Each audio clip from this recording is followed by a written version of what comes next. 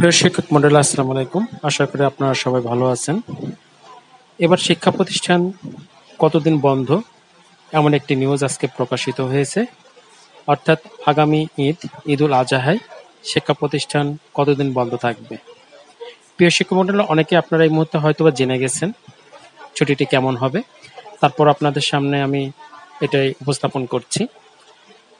প্রিয় শিক্ষক মন্ডলী, আপনারা যারা আমার চ্যানেলে নতুন, অবশ্যই চ্যানেলটিকে সাবস্ক্রাইব করবেন, পাশে থাকবেন, লাইক কমেন্ট করে আপনাদের মন্তব্য জানাবেন। ঈদুল আজহায় শিক্ষা প্রতিষ্ঠান বন্ধ কতদিন?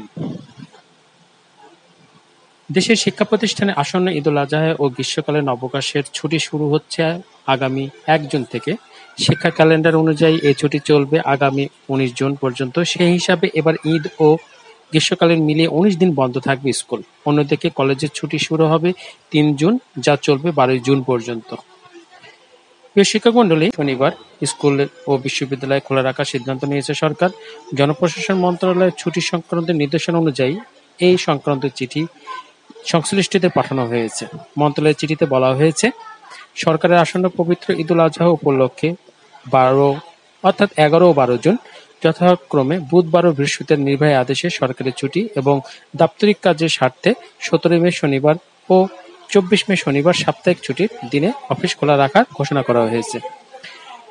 প্রিয় শিক্ষক মন্ডলী, আরও আছে খবর, সেটি হচ্ছে ছুটিকালীন সব সরকারি, আধা সরকারি, স্বায়ত্তশাসিত, আধা শাসিত এবং বেসরকারি অফিস বন্ধ থাকবে এবং উল্লেখিত সাপ্তাহিক ছুটি ১৭ মে ও ২৪ মে।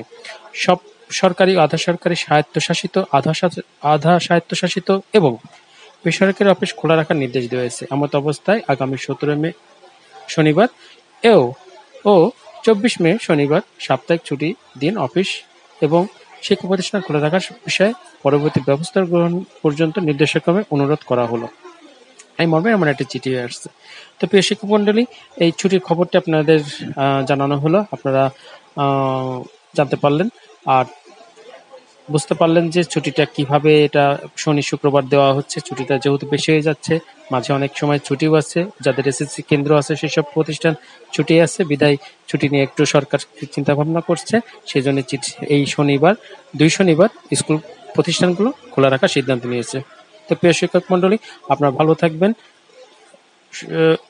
সুস্থ থাকবেন এবং আগামীতে আপনাদের সামনে যাতে খবর নিয়ে উপস্থাপন হতে পারি।